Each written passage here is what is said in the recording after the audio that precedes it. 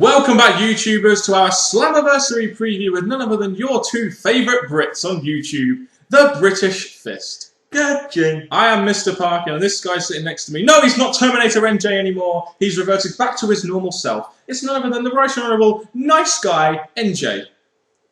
What's You up? can see by that very interesting smile that he is such a nice guy. You're such a nice guy, NJ.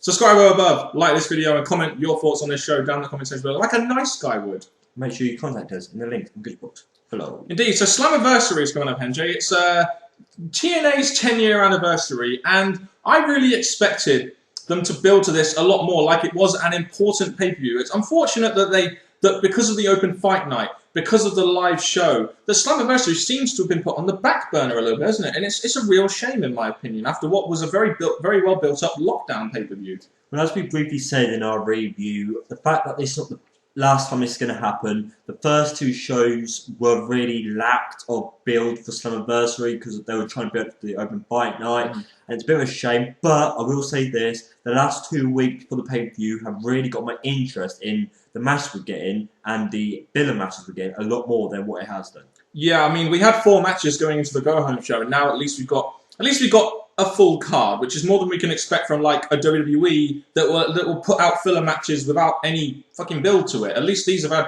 at least some kind of build. That's one thing I just want to pick up on. But with the live shows, the open fight night, the build to Slammiversary has really taken a lot. It's not as good as I feel a 10-year anniversary show really would be. And I thought that TNA were going to put a lot of emphasis on this, but with the live show and the open fight night, it's really been the backbone. I think that says a lot about how TNA think about pay-per-views nowadays, which is a real shame.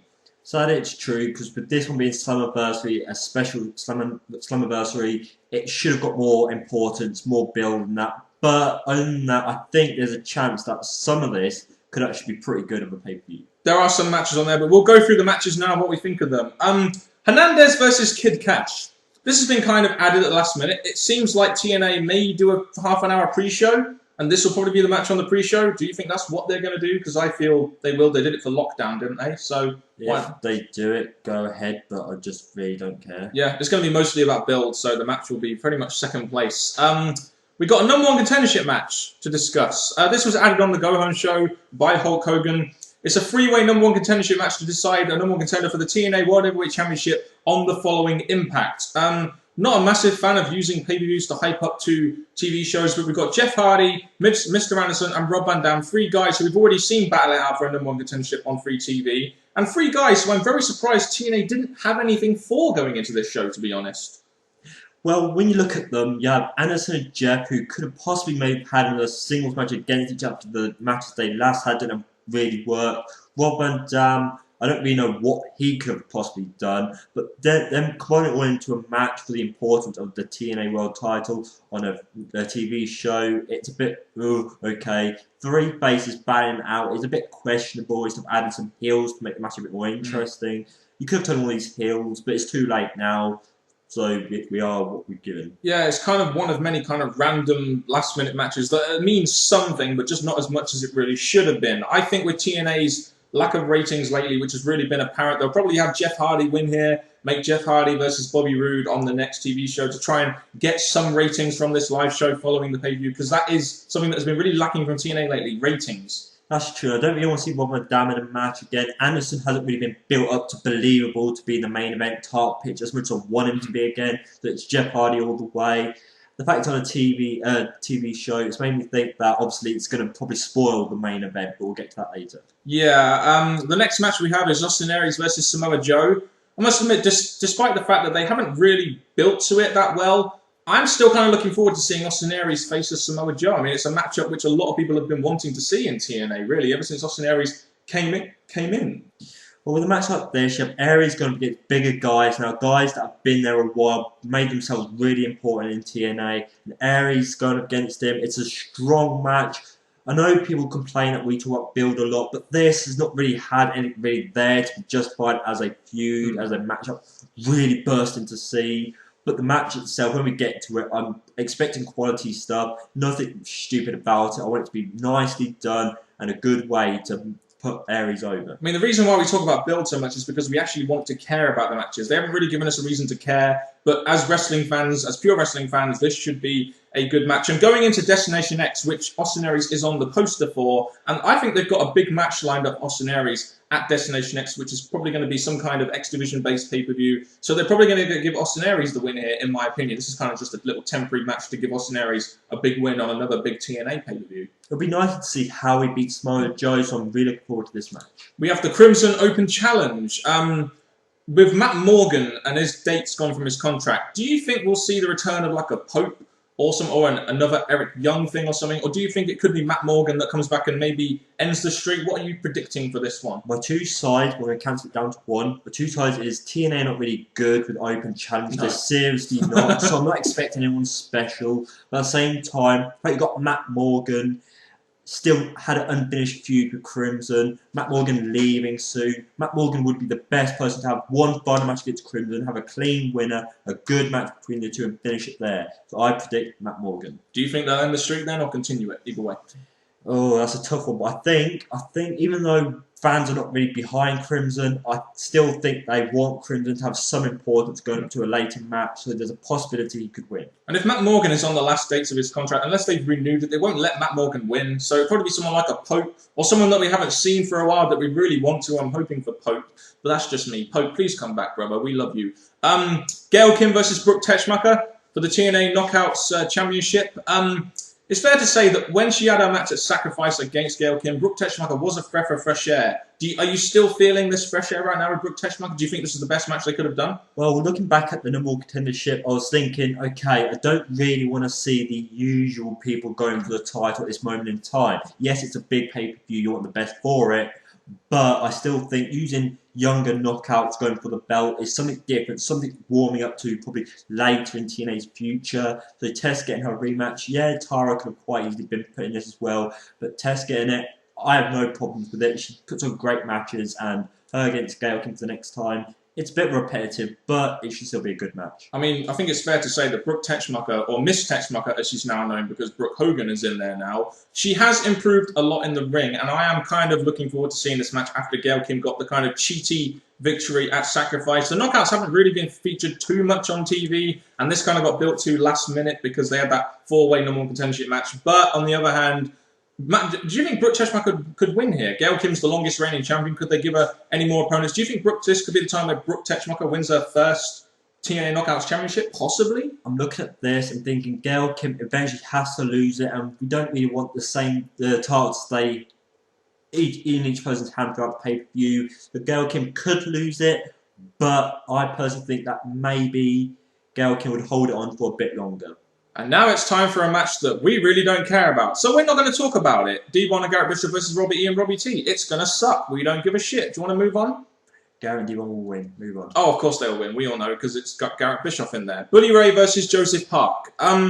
This is an interesting one, isn't it? Because we've got kind of a wrestler versus a non-wrestler. But this whole angle with Joseph Park and Bully Ray and Abyss has been somewhat of an interesting one. It's one of two angles right now that TNA have gotten that is actually going somewhere. And with the addition of Abyss in there that we saw on the Go Home show, this might be an interesting angle. I say angle because it might not be an interesting match, but it could be an interesting angle. Well, the way I look at it, the Go Home show has really got me looking forward to this match because there's possibility of Abyss appearing, Joseph Park's wrestling, Bully Ray, and obviously the whole Noel's Bard, which we saw the last time Bully Ray placed Abyss in Noel's Bard. That ended up being a really good match for the pay-per-view. So the same thing's kind of happened in this match. Anything goes, pure blood and everything. I'm expecting this to be pretty good. And it may not be the best wrestling match, but the outcome of it may be pretty good. And it also teased something for later on between Bully Ray and Abyss. And you've got to admit that it probably will end in an Abyss-Bully Ray thing, but it'd be interesting to see what part Abyss plays in this, considering that he doesn't seem to take a liking to Bully Ray or his brother. But there we go. So who do you see winning this? Bully Ray? Maybe Abyss coming back and costing Bully Ray the match or something? I don't really see the TNA allowing Joseph Park to get the win over Bully Ray, especially if it's not Abyss. So I'm expecting there to be some swerve with Abyss, but I think Bully Ray would be the best person to get the win, or it changes and Abyss is actually wrestling gets the win. That could be a way of going forward and having this match at least be a good match. I think Abyss could just take them both out, but That is, if the Abyss isn't really Joseph Parks and they're just using a fake Abyss with teeth, but there we go. And they shouldn't play with fire. They definitely should, because you'll get burnt. So I know you were wishing I was going to say that, and I did, NJ. Christopher Daniels and Kazarian versus AJ Styles and Kurt Angle for the TNA World Tag Team Championships. Now, before we go into this match, NJ, it's kind of strange because I didn't really think the tag team titles needed to be in this match. I thought this could have been, as it is, probably the main angle in TNA right now with AJ, Dixie, Daniels, and Kazarian. This match is a way of continuing that feud, probably onto Bound for Glory or something. But did the tag team championships really need to be involved in this match? You know, just from a fan perspective, really. No, the belts weren't needed because if you look at this, they've already got the big wrestlers battling out each other. You don't really need anything else added. The fact you've got these four in the ring, battling out, fighting their way.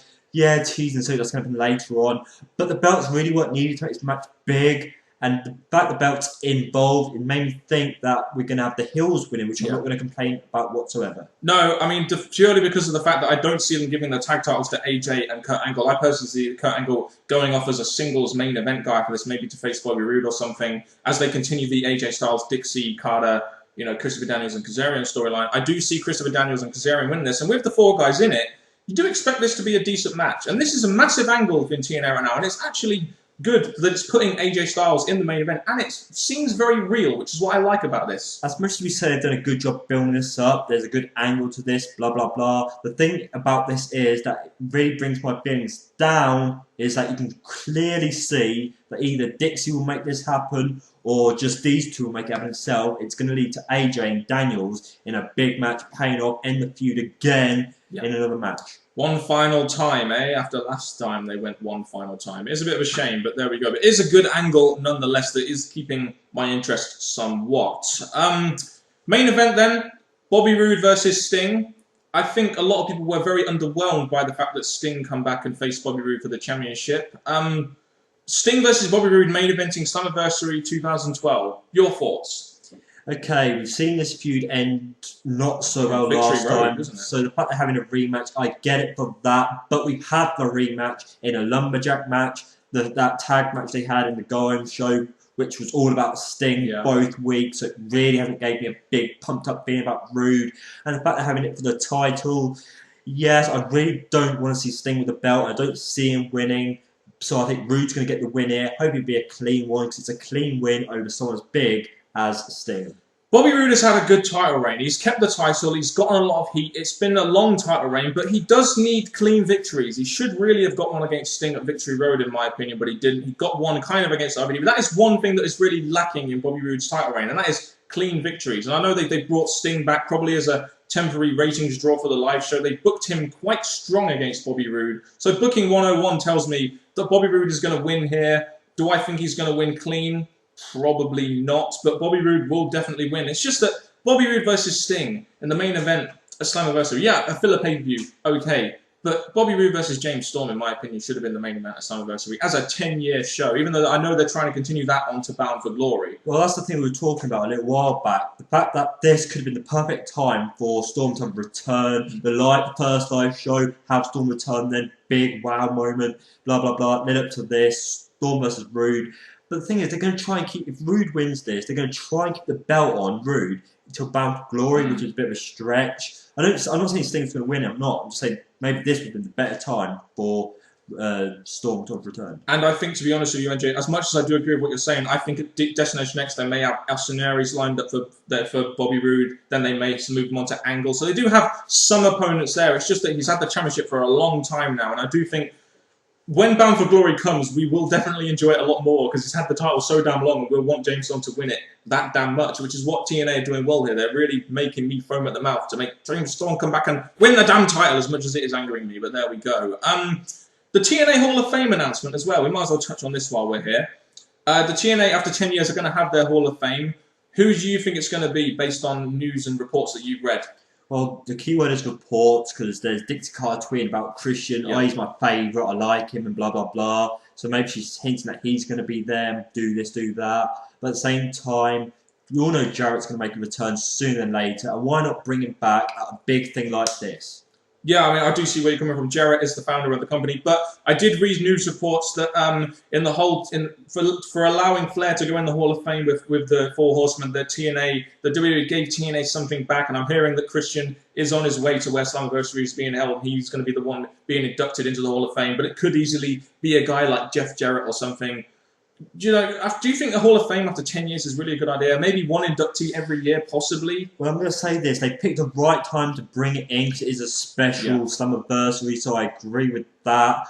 But instead of doing a Hall of Fame, we were talking about King of the Mountain, something special like that. Bring that back for a big pay-per-view like this. Not a Hall of Fame, so I'm a bit about it, but I can't really judge it until I've seen it.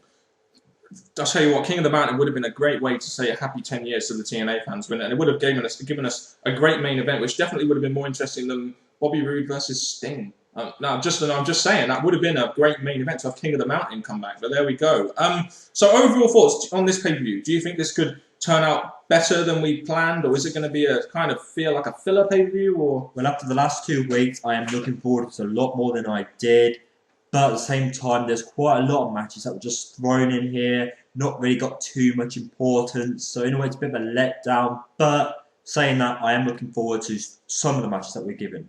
I am also looking forward to some of the matches, even though I don't feel TNA built this as a 10-year anniversary show. Kind of similar to how ROH built their iPay-per-view 10-year anniversary show iPay-per-view, not really as anything more than a filler kind of iPay-per-view in my opinion. But I always look forward to Slammiversary. Usually it's the King of the Mountain match that draws me in, but there are some good matches there.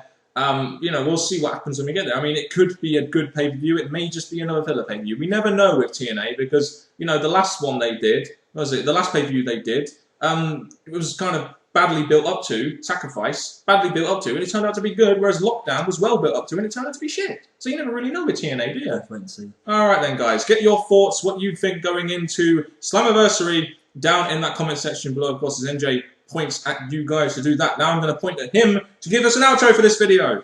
Well, people, thank you very much. Please share your predictions in the comments below. And there's so much to say, so share your thoughts. And from Mr. Parkin and me, NJ, bring out the Oompa Loompas to say goodbye.